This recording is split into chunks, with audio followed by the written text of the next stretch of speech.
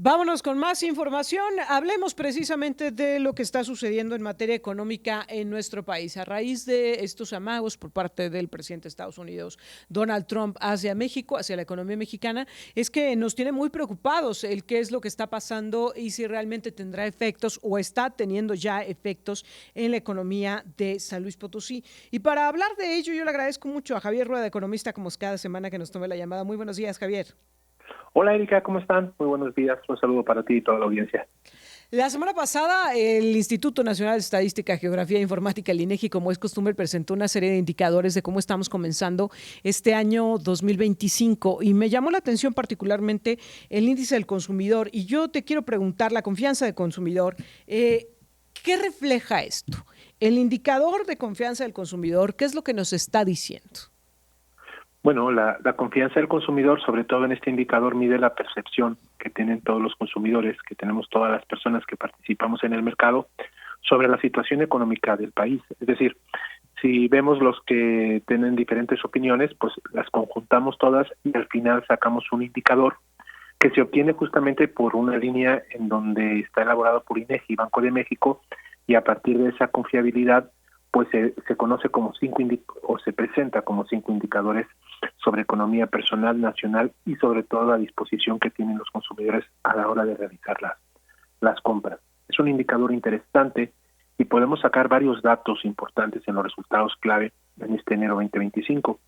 Este indicador disminuyó 0.3 puntos, a lo mejor aproximadamente, que representa pues quizá como una debilidad hacia lo que es el mercado mexicano. La percepción que tienen los consumidores es que se identifican diferentes caídas, sobre todo en la confianza de que las cosas nos vayan un poquito mejor. No es una caída significativa, pero sí hay situaciones importantes para poderlo comentar. Por ejemplo, las situaciones económicas que se esperan en el hogar.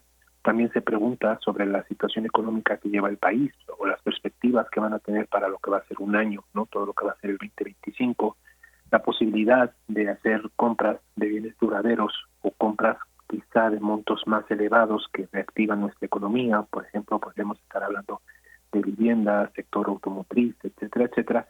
Y también mide la situación respecto a lo que las personas tienen en perspectiva de cómo se vivía en el país en un año y en otro.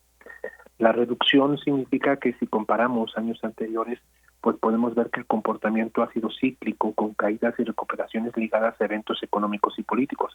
No hay que olvidar que venimos de un periodo en donde las líneas electorales, la política, esta elección presidencial, bueno, pues sabemos que el post electoral, el año siguiente a las elecciones, suele ser un año un poquito complicado y a partir de aquí entendemos que estas caídas pues no son tan significativas, pero sí son importantes para poder ver sobre todo esta percepción y ese análisis en donde podríamos hablar también de cosas como inflación, en el que esperábamos que la inflación bajara, no ha bajado desgraciadamente, y ese aumento de los precios pues cae en la percepción final de los consumidores a la hora de poder emitir un juicio.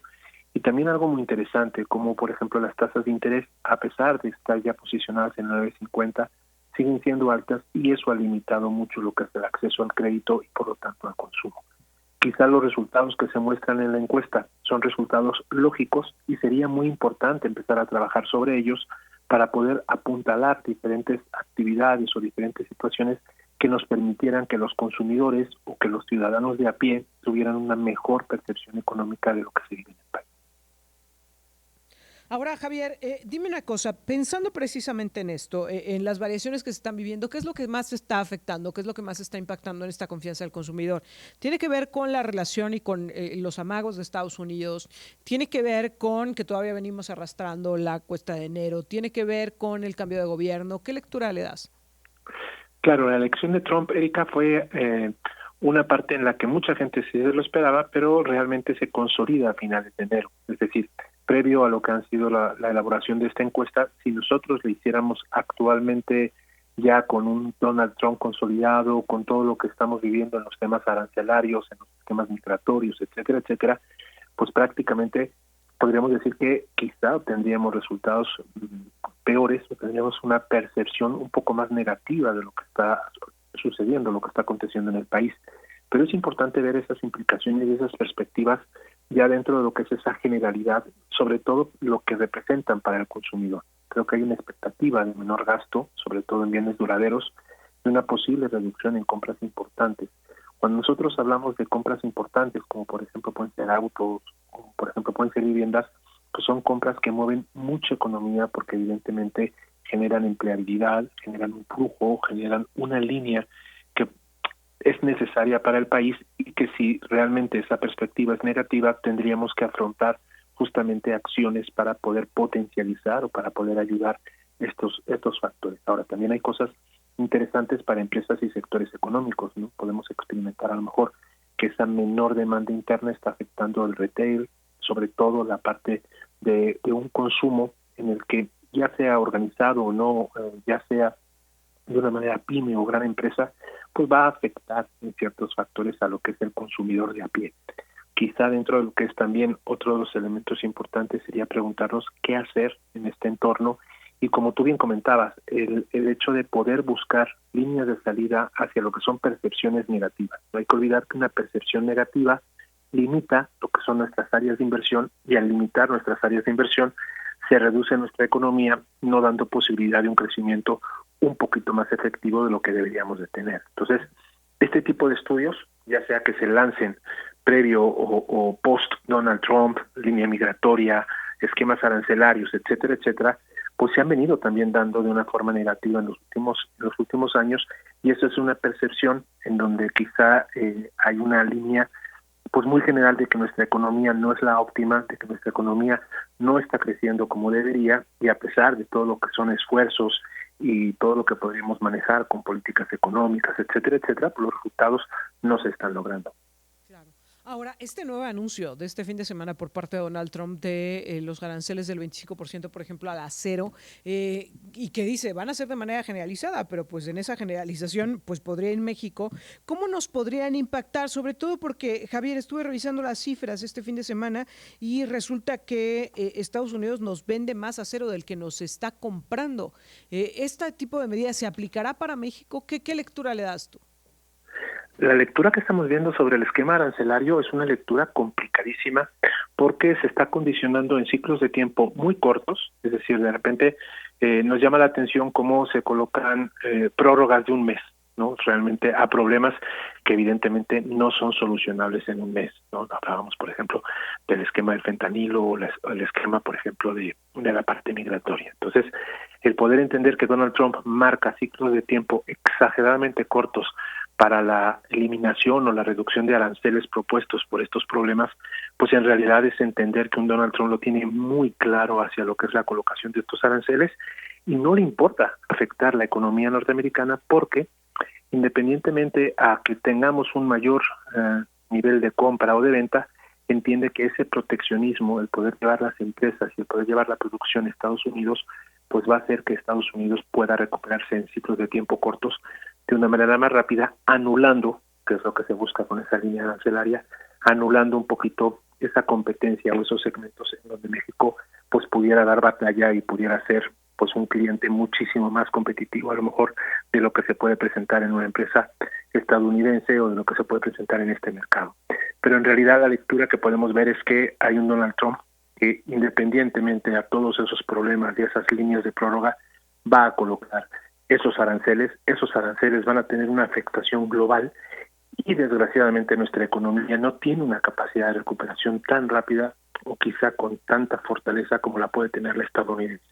Creo que esa es la carta de un Donald Trump que entiende que primero debe anular ciertas economías a pesar de perder en su mercado y después empezar a potencializar su propio mercado para a partir de ahí generar pues quizá una mayor riqueza de lo que puede hacer ahora con una competencia o con un México bastante competitivo en el esquema del comercio internacional. Javier, a ver, resulta que tanto de acero como de aluminio nos compra más, nos vende más de lo que nos compra.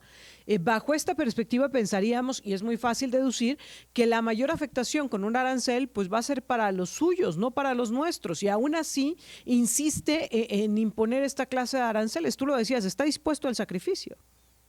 Sí, es correcto. Realmente es una política demasiado agresiva, demasiado proteccionista. Es una política que evidentemente no va a los diferentes cuestionamientos y a las diferentes necesidades de un mercado global, pero también es una política muy efectiva si lo vemos en un corto tiempo. Es decir, pierdo en un presente, en un corto plazo, para después en un futuro crecer o desarrollar quizá de una manera mucho más rápida. Claro, no es una competencia leal, no estamos respetando líneas del Tratado de Libre Comercio, no estamos generando quizá esta sinergia de mercados globales, y a partir de ahí, pues ese podría ser uno de los miedos estadounidenses, aunque sabiendo el valor del personaje, sabiendo un poquito lo que representa Donald Trump, cómo se maneja Donald Trump en los mercados, todo lo que es el esquema político, pues ya lo habíamos visto, ¿no? Desde aquel asalto al Capitolio hasta todo lo que han sido las declaraciones, todo lo que son estos factores, quizá estamos hablando de un personaje que históricamente es importante estudiar, porque claro que va a afectar los factores económicos, claro que va a afectar la manera de hacer política, y quizá dentro de lo que son estas líneas, pues estamos ante un ciclo de tiempo bastante delicado para la economía nacional. Bueno, Javier, pues estaremos muy atentos a lo que venga, a lo que suceda, pero creo que también ahí esto nos deja la reflexión de las medidas que México tiene que tomar para enfrentar estos embates y estas situaciones que estamos viviendo y que, como lo decías en el tema de los aranceles, no se van a quedar en una amenaza. Te agradezco como siempre. Claro, Erika, un saludo para todos y ojalá que México pueda diversificar esos mercados, ojalá que podamos buscar esos socios comerciales que permitan esa competencia y a partir de ahí poder dar una buena batalla. Un abrazo para todos y excelente semana. Gracias, Javier. Javier Rueda, economista, platicando con nosotros en esta mañana.